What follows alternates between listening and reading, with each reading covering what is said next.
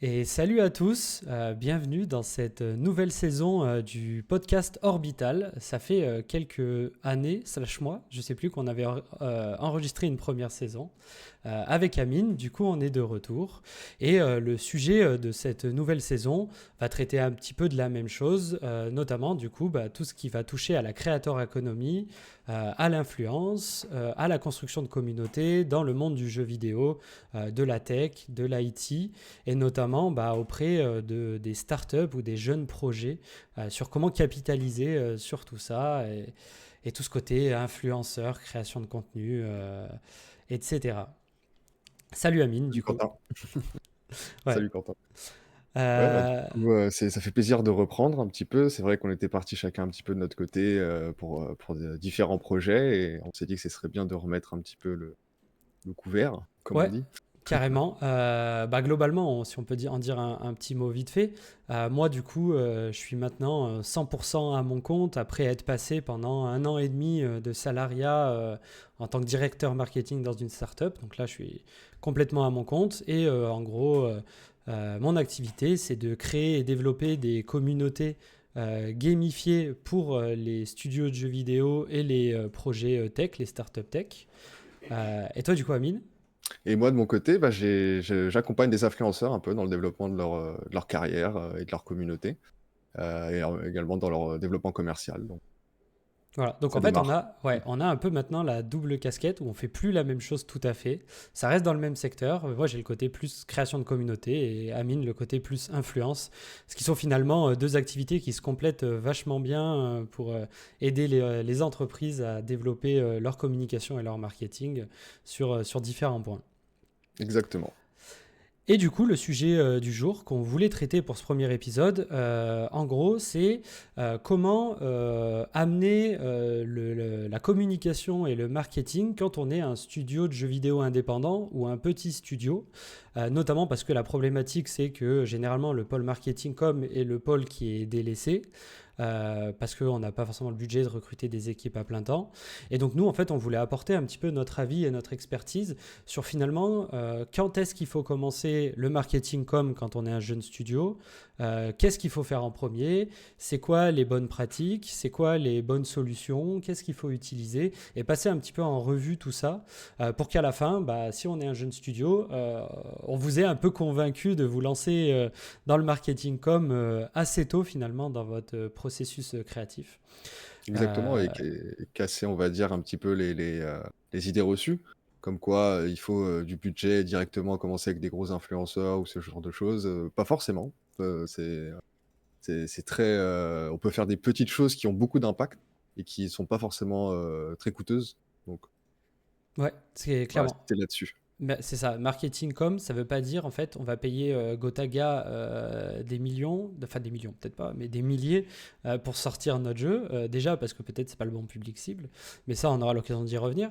Mais là déjà la première question globalement c'est est-ce que il faut attendre que notre jeu soit sorti pour pouvoir lancer de la com et du marketing, ou est-ce que finalement il y a des solutions ou des choses à faire avant que le jeu soit sorti? Moi, j'avoue avoir mon idée assez claire là-dessus. Si tu veux commencer et voir ce que toi t'en penses, Amine, là-dessus. Alors, oui, mais pas de problème. De mon côté, moi, je pense aussi que c'est quelque chose qu'il faut commencer le plus tôt possible. C'est au final la communauté, c'est les joueurs, c'est eux qui feront vivre à la fin votre studio. Donc, le but, c'est déjà d'engager la communication avec eux le plus tôt possible. Et en plus, on peut reprendre un petit peu des trucs qui sont pas forcément, qui se voient pas toujours dans le milieu du jeu vidéo, mais qui se voient dans d'autres secteurs, comme des éléments comme le building public, par exemple, qui permettent d'avoir une relation transparente et saine avec sa communauté, quoi. Ouais, c'est en fait généralement quand on construit un produit, ce qu'on aime bien, c'est que on puisse rassembler des joueurs qui se ressemblent et qui sont susceptibles d'aimer notre produit. Et donc en fait tout ça, ça passe par l'identification de son public cible, de son persona. Et en fait si on peut déjà affiner ce persona commencer un petit peu à le toucher, commencer en fait à activer même nos réseaux sociaux avant que le produit sorte, pour que même juste tu vois, les algorithmes des réseaux sociaux commencent à reconnaître que quand on va parler sur Twitter, Instagram, TikTok ou quoi, en fait on parle d'un sujet, on parle de certaines valeurs, on parle de certains concepts, et qu'en fait notre algorithme, enfin l'algorithme des réseaux sociaux comprenne petit à petit qu'on parle de ces sujets-là, et donc forcément va montrer la création de contenu, la communication qu'on va faire dès le début aux bonnes personnes. Comme ça, dès que le jeu va pouvoir sortir, qu'on va vouloir communiquer spécifiquement sur notre produit, et en fait on aura déjà préchauffé nos réseaux sociaux pile pour le bon public cible, que du coup toutes nos coms vont pouvoir toucher le bon public cible. Et ça, je pense que c'est déjà le premier point là-dessus. C'est qu'en fait, plus tôt on commence, plus tôt les réseaux sociaux sont set-up, on commence déjà à avoir un petit peu de visibilité et surtout auprès de la bonne cible qui est le plus important, parce qu'en fait si on build un FPS et que il y a que des joueurs comment ça s'appelle, d'Animal Crossing qui voient nos publications parce que en fait l'algo a rien compris de quel Ça va pas sujet être on adapté. parlait, on aura beau faire 10 000 vues sur nos tweets, si c'est pas les bonnes personnes, ils téléchargeront jamais notre jeu derrière, quoi. Exactement. Exactement, exactement. Et même, ça permet d'ouvrir un peu déjà la communication. Il y a deux choses, je pense, qui sont importantes. Il y a, les studios, là, généralement, ont compris qu'il faut créer ce qu'on appelle de la hype, créer de l'attente par rapport aux jeux vidéo. Ça, ils l'ont compris. Après, je pense que c'est important aussi de pouvoir mesurer un petit peu ce qui est attendu et pour les studios de pouvoir un peu au fur et à mesure de l'évolution du développement du jeu, de mesurer à quel point l'attente va être, entre guillemets, que l'attente des joueurs va se concrétiser au moment de la sortie du jeu et pas être une déception, en fait. Ça permet de mesurer aussi on arrive bien dans la bonne direction et que ce qu'on va faire, ce qu'on va sortir correspond à l'attente qu'on a créée auparavant chez les joueurs. Ce qui Ouais. permet d'éviter des bad buzz, des déceptions de la part de la communauté qui peuvent parfois tuer un projet dans l'œuf, quoi. Carrément, il y a le côté aussi même, on se pose la question en tant que studio, quelle feature on va sortir en premier. En fait, on peut vérifier et obtenir des indices en communiquant et en soumettant des choses via la com, notamment sur les réseaux sociaux, pour du coup découvrir et essayer d'affiner tous ces petits indices pour qu'en fait, au moment où le jeu sorte, en fait, il y a, ouais, comme tu disais, une corrélation entre ce sur quoi on a communiqué et finalement qu'est-ce qui va sortir le jour de la sortie, et que tout ça en fait soit raccord, soit raccord ensemble, quoi. C'est ça. Et l'idée, c'est pas forcément certains pourraient prendre ce qu'on est en train de dire comme, en fait, faites ce que votre communauté vous demande. C'est pas ça. Il faut, je pense, prendre les informations de ce qui est attendu de la communauté. Eux, ils vont sûrement avoir des demandes. Il faut les écouter. Alors, le but n'est pas forcément de répondre automatiquement à tout ce qui est demandé, mais au moins d'avoir une conscience de l'attente et de faire des choix après qui sont en connaissance de cause par rapport à cette attente. Ouais, carrément, c'est ça, c'est de l'ajustement. Ça, c'est un truc, moi, qui m'était arrivé du coup chez Skult. À l'époque, c'était, tu vois, on a soumis par exemple une feature en communiquant à la commu. On a eu une réaction genre hyper véhémente en mode non, ça va être de la merde, ça va jamais marcher, etc. Et du coup, nous, on s'est dit, ah putain, merde, c'est la merde, venez, on arrête tout, ça va être terrible si jamais on la sort, en prenant genre tout vraiment full premier degré. Et au Mhm. final, on s'est rendu compte que en fait, c'était mal accueilli parce que déjà d'une, on n'avait peut-être pas communiqué suffisamment bien pour leur faire comprendre tous les tenants et aboutissants. Et en plus de ça, la commu qui a du coup la vision extérieure de ce qu'on est en train de produire, en fait, ils n'ont pas exactement toute la piste de réflexion que les concepteurs peuvent avoir. Donc aussi, je pense l'écoute de la communauté doit se faire un petit peu par parcimonie. On doit arriver à trouver le juste milieu entre qu'est-ce qu'il faut prendre, pas prendre, mais pas tout écouter non plus au pied de la lettre. Mais on ne Exact. peut pas en fait ne rien écouter. C'est pas possible pour co-construire un produit en 2024. Je pense que de toute façon l'ère de les devs ont tout dans la tête et ont la science ultime, sans jamais rien confronter à la communauté, ça n'existe pas et ça n'existe plus.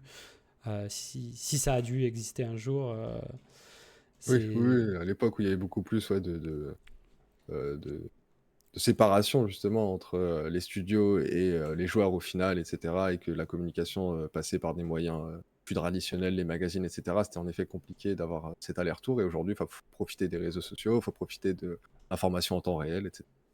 Ouais. On peut enchaîner aussi sur le fait que bah, dans la vie, il n'y a pas que les réseaux sociaux. Pour l'instant, on espère vous avoir à peu près convaincu que déjà, il faut commencer à communiquer sur les réseaux. C'est vachement important en 2024, le plus tôt possible. En tout cas, on vous a donné quelques pistes. Mais il y a aussi toute la partie marketing. Donc, communication, c'est plutôt justement ce qui est visible, les outils pour diffuser l'information.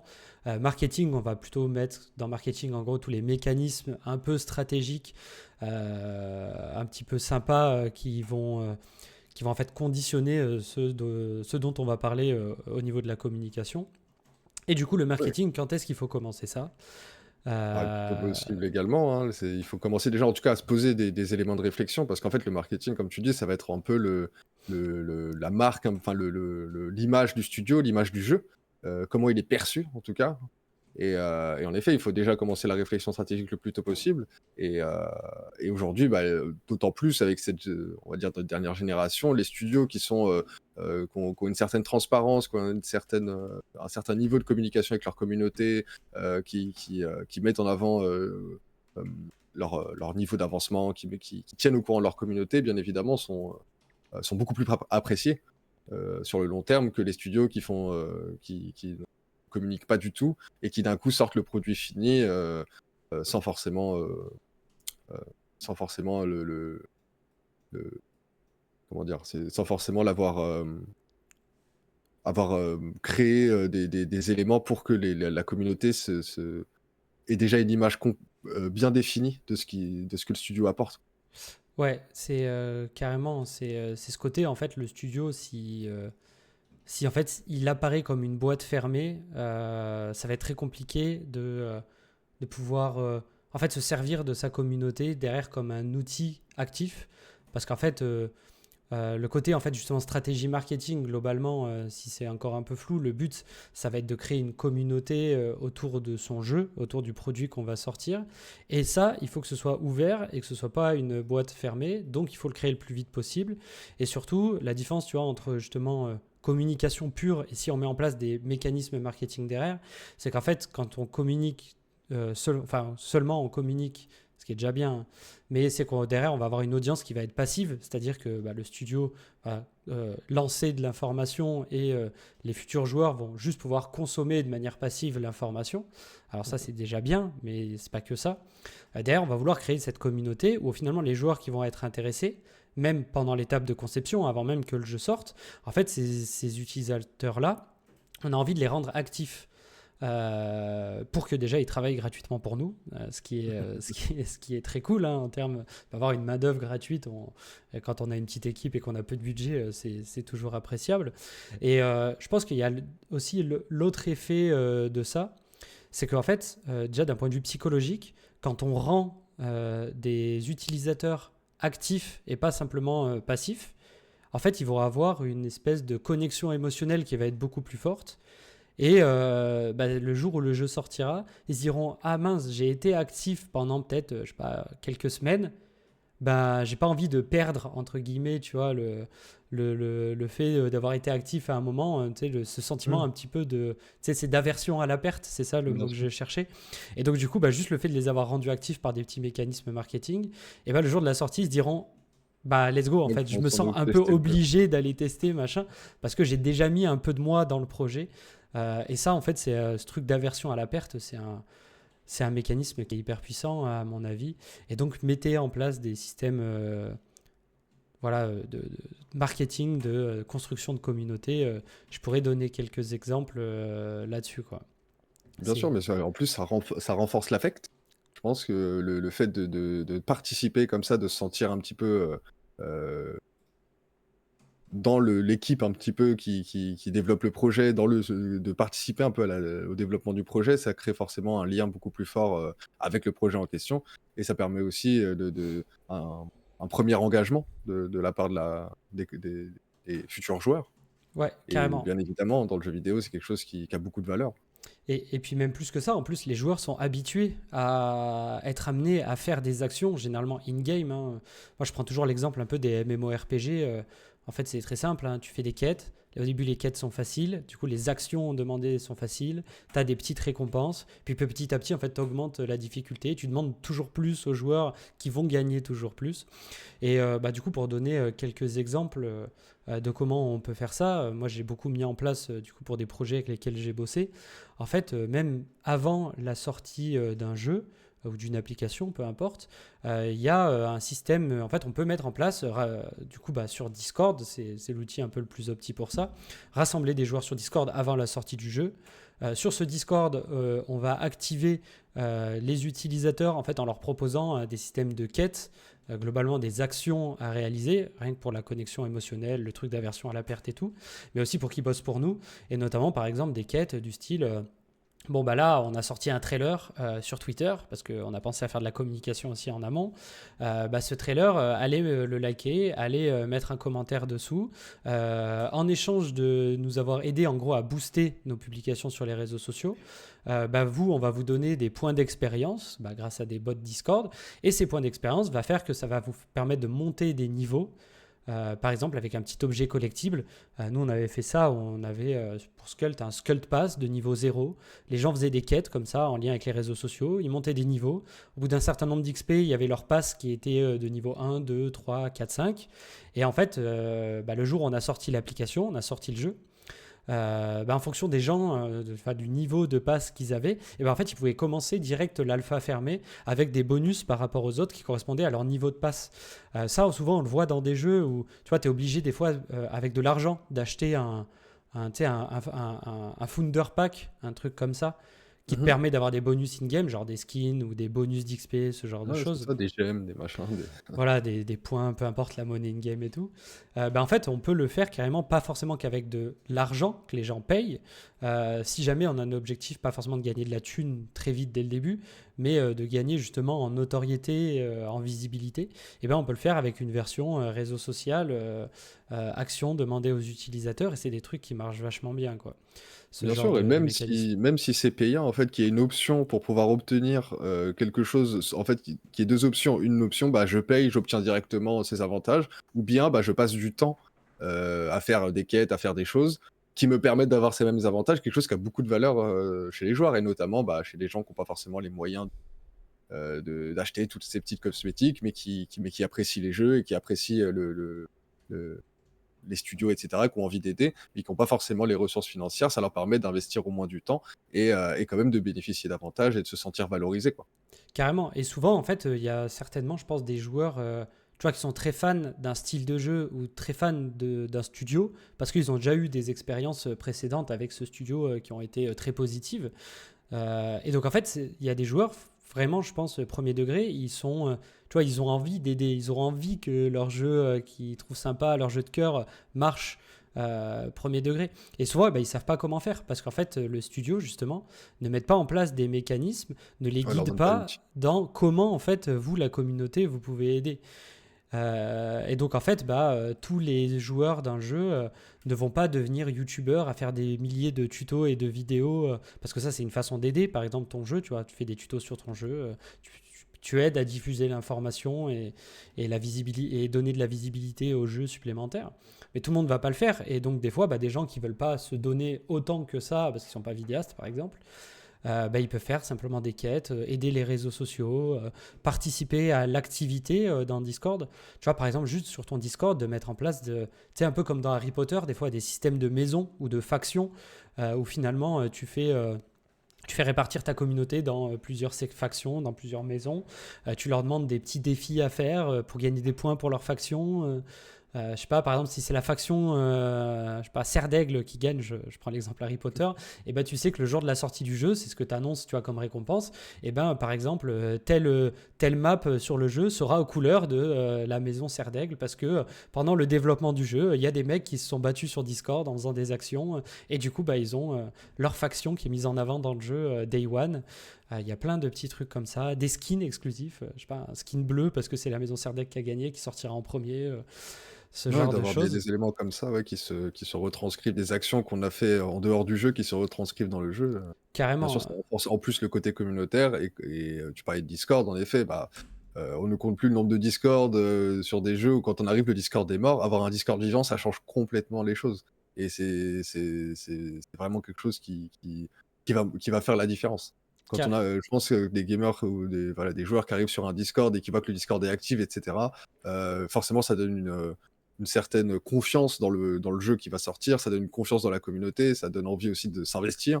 Enfin, c'est que du bénéf, hein, Ouais, au développement. c'est clair. En fait, il y a un côté aussi preuve sociale où quelqu'un qui est intéressé par votre jeu, si jamais il voit que la commu est morte, déjà, alors que le jeu est même pas sorti, Ouais. ouais, ça fait pas très bonne impression. Alors que si c'est actif, bah en fait, c'est vraiment full bénéf. Et même, moi, des fois, ce que je dis, c'est jusqu'où on peut aller. Il faudrait presque que du coup, tu vois, même quand quelqu'un joue à un jeu, admettons que c'est le moment où le jeu est déjà sorti, qu'il y ait presque même tu vois, une expérience complète où en fait, tu vois, sur le premier écran, tu joues au jeu et sur le deuxième écran, tu as le Discord qui est ouvert et tu as enfin autant, pas autant, mais il y ait des actions à faire en rapport avec le jeu, du coup, bah, le jeu lui-même, et des actions aussi à faire sur Discord pour toujours que ce Discord soit entretenu, cette communauté soit mobilisée. Et donc, en fait, il faut penser à des mécanismes. Et ça, malheureusement, en fait, ça ne peut pas se déclencher tout seul par l'opération du Saint-Esprit. Il faut que ce soit le studio qui soit porteur de ça, au moins en tout cas au début pour lancer la communauté. Et il faut forcément mettre des choses en place parce que c'est pas magique.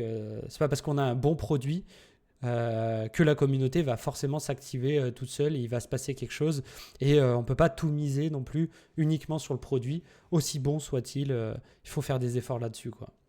Et surtout, bah, si on n'a pas les moyens derrière de faire du marketing de grande échelle, de passer, de faire des pubs à la télé ou des choses comme ça, ou de passer par des très gros influenceurs. Parfois, les studios n'ont pas le budget ou ouais, ça, ont pas le budget à investir dans de telles actions. Du coup, il faut essayer euh, d'essayer d'avoir un impact similaire, mais avec des moyens communautaires, entre guillemets. Ouais, clairement, parce qu'en fait, ça coûte pas cher hein, de faire ça. Globalement, il faut payer un Ah, gars c'est qui du temps, anime quoi. tout ça, qui réfléchisse bien à tout ça, qui ait l'habitude de faire ça. Donc, recrutez-moi. Ou alors, en tant que freelance, ou alors recruter quelqu'un en interne. Mais forcément, payer quelqu'un en CDI, c'est plus cher. Mais il y a des gens qui ont du talent pour faire ça, hein. Donc, il ne faut pas hésiter. Ça coûte pas si cher. En tout cas, ça coûte beaucoup moins cher que, par exemple, lancer des campagnes d'influence à grande échelle. Ça, c'est sûr. Et du coup, ça me permet de faire un peu la transition sur un autre point qu'on voulait aborder. Là, pour le coup, je pense que toi, Amine, tu auras peut-être plus de choses à dire parce que c'est un peu plus ton secteur que moi. Mais Ok. notamment, il y a ce côté micro-influence, c'est-à-dire pas forcément lancer des grosses campagnes d'influence avec les plus gros créateurs de contenu français, européens, même mondiaux, qu'on va devoir payer des milliers et des milliers et des milliers d'euros. Mais il y a tout un côté, ouais, nano-micro-influence qui peut être très sympa à exploiter. Donc, bah, si tu peux nous en dire un petit peu plus Ouais, là-dessus. également, clairement, mais donc en parlant d'influence, souvent, ouais, les studios ont un peu cette idée-là de dès qu'on leur parle d'influence, c'est direct gros influenceurs, gros budget, le but c'est d'en parler, de faire un peu, exploser, sur les réseaux sociaux leur contenu ou le fait que les gens s'intéressent à leur jeu, quoi. Mais en effet, la micro-influence, c'est très bien au début, parce qu'en effet, les gros influenceurs, tant que le jeu n'est pas sorti, c'est un peu compliqué et c'est pas forcément très intéressant. Mais le fait d'avoir une équipe d'avoir constitué une petite équipe de micro-influenceurs, ça va permettre de différents avantages, notamment bah, tout l'aspect, un peu comme ça permet de créer un deuxième point, un peu comme la communauté, un deuxième point de contact, qui est un peu différent, qui va avoir une vision un peu une position un peu différente parce que le micro-influenceur a en même temps la vision, il discute avec la communauté et en même temps, on peut lui donner une place un peu plus privilégiée mais dans le studio, c'est-à-dire le faire participer à des tests, des pré-alpha, des choses comme ça, pour déjà avoir, euh, voilà, faire tester les choses aux futurs joueurs. Et en même temps, eux, en tant que micro-influenceurs, ils connaissent très bien leur communauté, ils connaissent très bien les communautés s'ils sont en plus sur la niche du jeu en question. Ils peuvent apporter beaucoup d'éléments pertinents. Et même à l'inverse, c'est-à-dire que par exemple, si jamais il y a des éléments qui ne sont pas forcément très bien accueillis par la communauté de manière globale, mais qui sont importants parce que eux, ils n'ont pas forcément toutes les informations qui a fait que le studio prenne cette décision. Les micro-influenceurs peuvent venir se mettre un peu en tampon, c'est-à-dire qu'on peut les amener un peu plus dans la réflexion de pourquoi est-ce qu'on a pris telle ou telle décision, et eux, ils peuvent un peu plus aussi diluer un peu les effets potentiellement néfastes ou frustrants que peuvent ressentir les joueurs derrière en communiquant d'un point un petit peu décalé qui vient pas directement du studio et donc qui crée forcément une certaine confiance Ouais. globalement dans le jeu in fine. Ouais, c'est ce que j'allais dire sur ce côté-là, qui est vachement important. C'est qu'en fait, quand tu es un studio, que tu es le porteur de projet, il y a toujours, je pense, dans un petit coin de la tête de tes utilisateurs, en mode, ouais, le studio, il n'est pas que là pour créer un bon produit pour ses utilisateurs, il est là aussi pour faire de l'argent. Donc, des Exactement. fois, il pourrait y avoir des décisions du studio qui pourraient être interprétées en mode, ouais, là, ça y est, ils sont là pour faire de l'argent maintenant. Alors que peut-être, alors oui, forcément, une boîte c'est là pour faire de l'argent, mais du coup, il y a forcément une moins bonne confiance dans le studio que dans d'autres joueurs, d'autres justement, fameux influenceurs, d'autres créateurs de contenu, qui eux finalement sont là pour consommer aussi. Alors, les gros créateurs de contenu, ils ont un défaut, c'est que eux touchent un gros chèque généralement. Donc eux ont aussi cette espèce de doute en mode ouais peut-être qu'ils mentent un peu ou qu'ils diluent l'information tu vois ou qu'ils l'adaptent parce qu'ils ont touché de l'argent là-dessus derrière. Alors que l'avantage du micro-influenceur c'est comme ils touchent peu voire pas d'argent aussi parce que sur de la micro-influence on peut faire des OP je pense, tu me dis si c'est pas vrai, mais des fois gratuites, où en fait on va pas donner de l'argent direct, mais on va donner par exemple des avantages in-game, des tests en avant-première, des infos supplémentaires, des skins par exemple in-game, ou ce genre de choses à l'influenceur, qui Bien du coup au évidemment, il y studio a, va pas coûter d'argent. Mhm. Et il y donc a eux, beaucoup leur de confiance est possibilités. intacte finalement, c'est ça qui est fort. Non, non, bien sûr, il y a plein d'éléments pour un peu les on-board dans le projet, les micro-influenceurs, et sans même parler, enfin, c'est-à-dire que la campagne, ce sera vraiment le moment où on rentre dans, ok, il a une liste d'éléments à présenter, le micro-influenceur, etc. Mais même avant cette campagne-là, déjà euh, le- l'intégrer au process de réflexion, l'intégrer voilà, dans la vie un petit peu du développement du jeu, etc. Le micro-influenceur, c'est des choses qu'il va apprécier forcément parce que lui, généralement, quand ils sont dans cette niche-là, c'est quelque chose, c'est un secteur qui les intéresse, qui les passionne, etc. Et forcément, voir tout ça de l'intérieur, c'est quelque chose qui est extrêmement valorisant pour le micro-influenceur et qui va en même temps, pour le studio, ça permet aussi au studio d'avoir une vision un petit peu l'influenceur, ça reste un leader d'opinion, entre grosses guillemets, et de voir un peu les leaders d'opinion, comment est-ce qu'ils vont se positionner par rapport à ce qu'on met en place pour eux, quoi. Et avant même que les campagnes, entre guillemets, commencent, déjà, les intégrer au process de réflexion, discuter avec eux, leur demander leur avis, etc., c'est quelque chose qui a un impact assez fort, je pense, sur le long terme. C'est ça, parce qu'en fait, le micro-influenceur, il n'a pas l'habitude de faire des OP ou il n'a pas l'habitude d'être sollicité par des gros acteurs. Donc, en fait, le moindre acteur qui va le solliciter, il va se dire ah tiens, c'est ma première expérience ou c'est ou ma deuxième, j'en sais rien, où il y a une marque qui a envie de me faire confiance. Donc, même si c'est pas très rémunérateur, en fait, lui, il va être à fond et peut-être même beaucoup plus qu'un gros influenceur, un gros créateur de contenu qui lui a l'habitude, où finalement ça va moins impacter son côté émotionnel et son investissement émotionnel de sa part. Et donc du coup, les micro-influenceurs vont être beaucoup plus puissants, précis en tout cas, auprès de leur audience, que des gros sont plutôt détachés parce que ils ont l'habitude, voilà, c'est Bien le sûr, et mainstream pour eux. c'est exactement. Et un peu comme avec la communauté, quelque chose qui n'est pas forcément possible de faire avec des gros influenceurs, c'est vraiment de créer une relation entre le studio et ces personnes-là, et sur du long terme. C'est-à-dire qu'on peut les solliciter assez tôt dans le développement du projet et ils vont pouvoir assister à tout le développement du projet. On va pouvoir créer une relation assez forte, etc. Et le moment où le projet sort et que les gens peuvent tester le jeu, etc., l'influenceur, on n'est même plus à la réflexion de ah, regarde le jeu, ce qu'il fait, de quoi il parle, etc. Lui, il connaîtra presque aussi bien au final que le studio et ce sera du coup le meilleur allié pour la diffusion du jeu, quoi. Carrément, pour avoir géré des campagnes d'influence dans ma boîte précédente et d'avoir du coup géré des gros qui du coup enfin le temps de les éduquer au projet, de leur faire comprendre ce que c'est, tous les tenants et aboutissants, qu'ils arrivent du coup à eux bien en parler, de parler des bonnes choses les plus importantes, etc. Ça demande tellement d'échanges, de temps de réunion, des briefs précis, qu'en fait c'est d'une lourdeur qui est infinie. Alors que si on s'y est pris tôt, encore une fois, ce qu'on prône un peu depuis le début, bah, le jour où on veut faire une activation en mode vas-y, on te file 500 balles, tu publies une suite de vidéos, deux streams, trois tweets, j'en sais rien, je dis totalement au hasard, hein. Mhm. Mais en fait, on n'a pas besoin de le guider. Et le directeur marketing, il va être là, les mains dans les poches. En fait, le gars, c'est tout de base. Le gars a déjà été formé, le gars nous fait déjà confiance. On sait que c'est notre gars sûr, il va bien en parler, machin. Et donc, en fait, la relation terrestre est tellement beaucoup plus facile à appliquer. Je pense que c'est une dinguerie, ouais, Ouais, ouais, clairement. clairement, clairement. Et puis même bah, comme tu dis, la réflexion, le brief, etc., tout ça, c'est des choses qui, avec l'aide de l'influenceur, c'est-à-dire avec cette relation, le studio pourra arriver à des trucs plus pertinents parce que ça va prendre en même temps ce que le studio aimerait mettre en avant. En même temps, l'influenceur a un peu enfin le micro-influenceur a un peu cette vision-là, bah voilà ce qui me plaît moi dans le jeu, voilà ce qui m'attire plus, etc. Et donc le but, c'est de trouver un peu un juste milieu entre ce que le studio veut mettre en avant et ce que l'influenceur aussi l'a marqué, qu'est-ce qu'il a marqué dans le jeu, et trouver justement qui va être le point, un peu la pierre angulaire qui va faire que les gens, que ça donne envie aux gens de tester le jeu, d'y jouer, de participer, etc. Ouais, carrément. Et puis, le micro-influenceur, et ça, c'est totalement véridique. En fait, il a une petite communauté.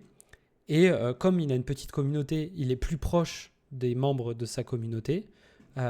Et du coup, en étant plus proche, en fait, il a une relation où, là, si on commence à parler, tu vois, par exemple, de taux de conversion, de taux de téléchargement, j'en sais rien, ce genre de KPIs, et ben en D'engagement, hein. fait, ouais, taux d'engagement, ils vont être beaucoup plus élevés que chez les gros. Les gros vont faire plus de vues, mais ils vont faire des vues moins qualitatives pour derrière, en fait, toute la conversion du type mettre en wishlist sur Steam, si on peut leur demander de faire ça, télécharger le jeu, se préinscrire sur une landing page, toutes ces actions, en fait, qu'on peut demander dans la stratégie, la mise en place de la campagne d'influence. Et ben en Bien fait, évidemment, la tous les pourcentages de proximité, conversion seront plus forts chez les petits. C'est bien évidemment. indéniable.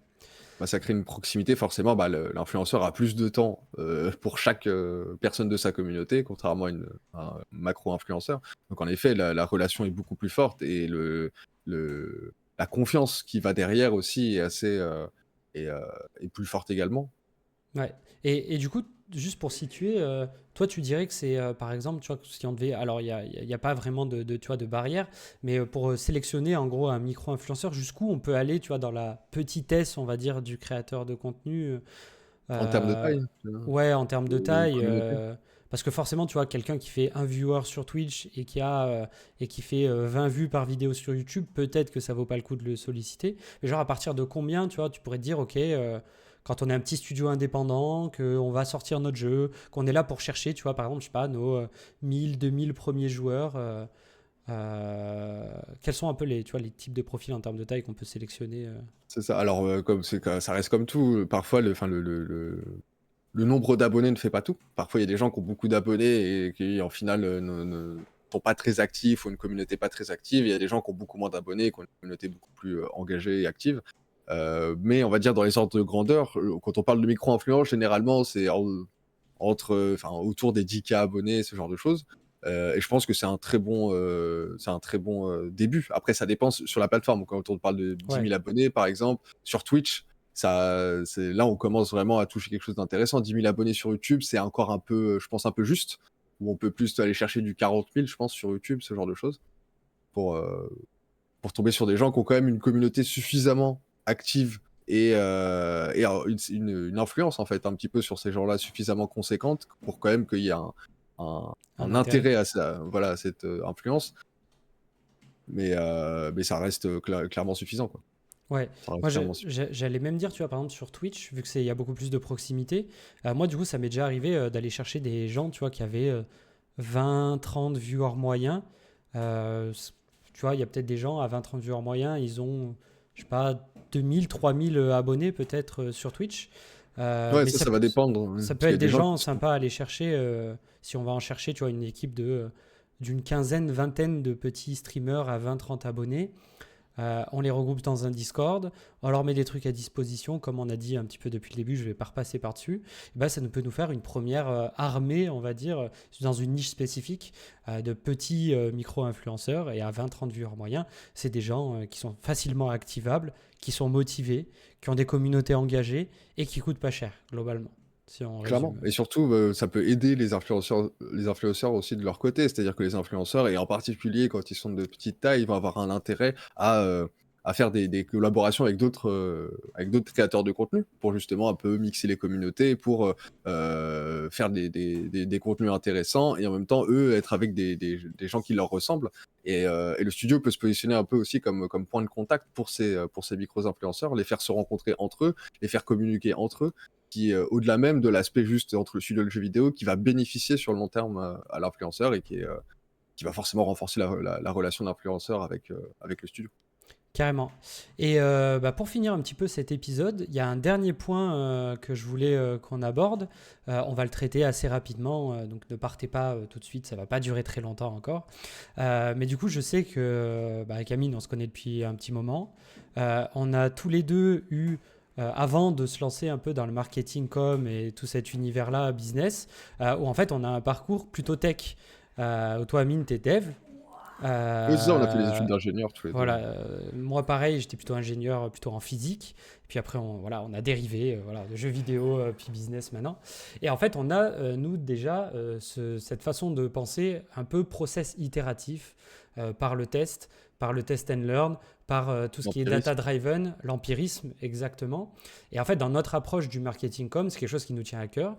Et notamment, ce côté un peu tout, finalement, penser la communication, le marketing par l'analyse de KPI, de faire attention à la data, d'être conscient que ce qu'on va faire ne va pas forcément marcher au début malgré les hypothèses qui nous paraissent bonnes au début, mais que du coup on prend le temps de tester ça et d'avoir vraiment cette vision empirique des choses, c'est quelque chose de très puissant. Nous, c'est un peu ce qui nous caractérise et que ça appuie encore une fois le fait de se dire plus tôt on commence finalement, pendant même la conception du produit, plus finalement on aura d'indices et on aura amélioré notre com, notre marketing pour les moments en fait où ça va être le plus important, qui est globalement, on va pas se mentir, juste avant la sortie du produit ou pendant la sortie des premières versions alpha, bêta, etc. du produit. Mais c'est un argument supplémentaire de penser data, empirisme, et donc commencer le plus tôt possible. C'est très très puissant. À chaque fois que moi j'ai pensé la com comme ça a mieux marché, quoi. Clairement, clairement. Mais surtout, ce qu'il faut un peu la réflexion en fait qui est derrière tout ça, c'est un peu de se dire, tout ça, il y a une formule à trouver entre comment est-ce qu'on va communiquer avec notre communauté, qu'est-ce qu'on va mettre en place, comme ce qu'on disait, la gamification, comment les éléments qu'on va demander aussi à notre communauté pour la rendre active, la micro-influence, tout ça, pareil, il y a une formule, un peu pour que tout ait du sens ensemble. Et cette formule-là, en fait, soit vous êtes déjà un expert de lancement de jeux vidéo, vous avez déjà travaillé, vous avez lancé des dizaines de jeux vidéo et à chaque fois ça a été un carton. Et à ce moment-là, vous êtes un expert et en fait, on n'a pas vraiment de choses à vous apporter plus Ça, que vous ça. connaissez la recette déjà C'est ça, pour quel type de public, pour quel type de jeu, vous c'est connaissez déjà ça. toutes les Mais recettes. je pense qu'il y a majorité de gens, c'est pas leur cas. En tout cas, il y a pas mal de studios où en tout cas ils n'ont pas cette recette parfaite. Et en fait, tant qu'il n'y a pas la recette, la meilleure moyen de la trouver, c'est de commencer à tester en fait, de commencer. C'est pour ça qu'on dit qu'il faut commencer le plus tôt possible. Le but, c'est de commencer euh, au moment où, en plus, les erreurs ont le moins d'impact. C'est-à-dire que faire une erreur de communication au moment où le jeu il est encore en développement a beaucoup moins d'impact que faire une erreur de communication à la sortie du jeu. Parce que à la sortie du jeu, c'est le moment entre guillemets où on n'a pas vraiment le droit à l'erreur parce que aujourd'hui il y a plus en plus de jeux qui sortent, les joueurs sont extrêmement sollicités dans tous les sens, donc ils n'ont pas le temps quand il y a des erreurs. Et donc le meilleur moyen de commencer un peu à trouver cette formule parfaite, c'est de commencer à tester, de commencer à itérer comme on dit. On récupère les datas pour voir est-ce que ça a fonctionné, est-ce que ça n'a pas fonctionné, qu'est-ce qu'on peut améliorer, etc. Et de tester d'autres choses. Et je pense que il y a des gens que ça peut faire paniquer au sens de je sais pas où je vais, etc. Mais je pense qu'il faut le voir plutôt comme un truc excitant qui est que il y a un côté d'inconnu, un côté un peu de créatif et presque jeu entre guillemets qui peut se retrouver dans ce genre de tâches. Et je pense qu'il faut embrasser un peu ce rapport à l'inconnu parce que ça reste de l'inconnu euh, pour trouver justement le positionnement idéal, etc., quoi. Clairement, surtout quand en fait on n'a pas les moyens et le budget pour se payer une équipe d'ultra experts et de seniors en fait dans notre thématique, parce qu'on est un petit studio, on est un jeune studio, on veut rester indépendant, qu'on a peut-être qu'un stagiaire, un alternant et peut-être qu'un seul gars à plein temps pour la com et le marketing. Donc en fait ça peut pas être parfait. Donc en fait, ouais, clairement, moi ce que j'aime bien dire aussi, c'est le côté où finalement la création de contenu sur les réseaux sociaux, le community management, la communication, toutes ces choses-là, le rapport finalement, la relation utilisateur, tu vois, c'est tout des matières où en fait c'est pas de la théorie, c'est beaucoup plus de l'artisanat, tu vois. C'est Mm. comme, je prends l'exemple, tu sais, des fois du forgeron. Si le gars, il connaît, tu vois, tous les types de métaux, d'acier, il connaît genre toutes les températures de fusion, tu vois, à quelle force faut taper dessus avec le marteau, j'en sais rien, tu vois, il a toute la théorie. En Mm. réalité, tant qu'il n'a pas forgé 200 épées, le type, il va forger des épées de merde parce que, bah, du coup, Bien il faut évidemment. aussi de la pratique. Donc, entraînons-nous le plus tôt possible, encore une fois, hein, ça rejoint toujours ça, pour qu'au moment le plus important, eh ben, on en soit à notre 200e épée forgée et que bah, quand le jeu sorte, en fait, bah, ça nous demande beaucoup moins d'efforts de produire de la communication et surtout, même inconsciemment, on produira de la communication beaucoup plus qualitative parce qu'on connaîtra mieux notre cible, on sera plus habitué, on connaîtra les formats, on sera habitué aux réseaux sociaux, on saura les arguments qui marchent, les arguments impactants, les arguments qui ne marchent pas, les features qu'il faut mettre plus en avant, les features qui sont moins importantes à mettre en avant parce qu'on voudrait que le joueur les découvre plus tard et elles seront là plutôt pour retenir le joueur, ces fonctionnalités, et pas peut-être pour convertir des nouveaux joueurs à venir découvrir le jeu pour la première fois. Enfin, tous ces trucs-là, c'est des indices qui se découvrent en faisant et qui ne peuvent pas, à mon avis, se découvrir en réfléchissant seulement ou en ayant simplement que de la théorie. Il faut à un moment mettre le nez dans le guidon et bah, mettons le nez dans le guidon le plus vite possible, hein, de toute façon, pour se former le plus vite possible, quoi. Ah, clairement, clairement, et que ça m'a fait penser là, à une citation que j'avais entendue pendant mes études en école d'ingé, etc. C'est, tu parlais de théorie et de pratique. Il y a la phrase, c'était quoi? C'était la théorie, c'est quand on sait comment ça marche, mais ça marche pas. Et la pratique, c'est ça marche, mais on sait pas pourquoi. C'est un peu ça. C'est-à-dire que la pratique, de toute façon, c'est ça qui a le rapport à la réalité. Et parfois, la pratique peut vraiment déstabiliser par rapport à ce qu'on pensait savoir de la théorie, quoi. Ouais. Et justement, par exemple, tu vois, pour tout ce qui est dev, bah ça, tu vois, c'est ancré, je pense, dans les mentalités depuis des années que même si tu connais, genre, où mettre les virgules, tu vois, sur tous les langages parfaitement, bah, tant que t'as pas codé beaucoup et que t'as pas tapé des lignes de code à foison, bah, en fait, t'es un mauvais développeur, quoi, globalement. Non, Euh, clairement, et surtout, il y a des comportements parfois qu'on est censé attendre d'un code ou de quelque chose qu'on a développé. Le comportement attendu, qui, d'après la définition des éléments, c'est ça, mais en fait, on se rend compte que ça fonctionne pas exactement comme ça. Et c'est parfois en creusant qu'on se rend compte, ah, mais en fait, à l'intérieur, comment c'est fait, etc. C'est pour ça que, machin. Et ça, c'est pas forcément directement dans la théorie, quoi. C'est Carrément. c'est- c'est Et, des éléments qui vont dépendre de plein de choses, quoi. et du coup, dans le dev, c'est acquis depuis pas mal d'années, à mon avis. Ah, il n'y a pas le Par choix, hein, contre, y a pas le choix. justement, dans tout ce qui est communication, pour moi, tu vois, c'est pas encore suffisamment automatique, cette façon un peu de penser, tu vois, qu'on a, et je sais qu'on partage tous les deux, et que du coup, des gens se disent, bah ouais, ouais, bon, bah, on sait faire des tweets, on sait communiquer, ça va suffire. En fait, ouais, on sait écrire en français, tu vois, sans trop faire de fautes ou en utilisant un correcteur, et c'est bon, tu vois, c'est parti, on recopie juste les annonces des autres studios, à peu près la forme, et ça va fonctionner pour nous. Alors qu'en réalité, bah non, moi je vois pas du tout ça comme ça. Et il faut trouver son propre style. Et en fait, tout dépend. Enfin, vraiment, à chaque fois que de toute façon il y a une audience et un produit différent, on repart tout de zéro. Et il faut reforger la bonne façon de faire pour la bonne audience, pour le produit pour les bonnes plateformes. Il y a cette notion un peu de product market fit et même content platform fit aussi, trouver le bon contenu pour les bonnes plateformes, pour le bon produit, pour la bonne audience. Et en fait, c'est un méli-mélo qui est tellement complexe à chaque fois que c'est un nouveau produit, un nouveau sujet, qu'on est tout obligé de réexplorer parce que c'est impossible d'imaginer la théorie et d'avoir les bonnes réponses tout de suite. Tellement c'est complexe et que justement il y aurait des interactions comme en dev, tu vois, que tu peux pas imaginer. Il faut les tester par l'empirisme, quoi. Ouais, surtout, après, il y a un côté en plus dans la communication un peu qui est irrationnel, entre guillemets. Là où dev, c'est un peu, il y a ce côté-là de est-ce que ça marche, est-ce que ça marche pas. Là, dans la communication, ça peut marcher pour certaines personnes, pas marcher pour d'autres. C'est beaucoup plus flou, c'est moins cartésien, mais en même temps, l'empirisme permet au moins de tester tester la théorie face à la réalité et en tirer des choses pertinentes, quoi. Exactement. Bon, je te propose que sur ces belles paroles, on clôture Sûr. l'épisode de cette semaine. Voilà pour Ouais, c'est une bonne une vidéo de première. retour. C'est ça. Ouais, exactement, une bonne première introduction. Si on n'était pas parfait, un peu bégayant, on est peut-être un peu rouillé là, depuis plus d'un an maintenant qu'on ne s'est pas mis à cet exercice. On s'améliorera petit à petit, on s'y est mis tôt et on va progresser par empirisme nous aussi, hein, petit à petit. Du coup, bah voilà, podcast, nouvelle saison sur la creator economy, sur l'influence, sur l'entertainment dans le milieu du jeu vidéo et de la tech. Si c'est des sujets qui vous intéressent, bah, abonnez-vous, un petit commentaire, le référencement, tout ça. On va sortir du coup un épisode par semaine. Donc, bah, en tout cas, on va essayer de maintenir le rythme. Le J'espère qu'on rythme, va y ouais. arriver. Et puis, bah, on vous dit à la semaine prochaine pour un nouveau sujet. Si vous avez d'ailleurs des idées de sujets, n'hésitez pas. Dans On les est ouvert commentaires et tout. aussi. Exactement. Et bah, en tout cas, ciao Amine, salut tout le Bah, monde. merci Quentin, en tout cas, pour cet échange. Et ouais, on se dit à la semaine prochaine alors. Yes, allez, salut Ouais. tout le Ciao. monde.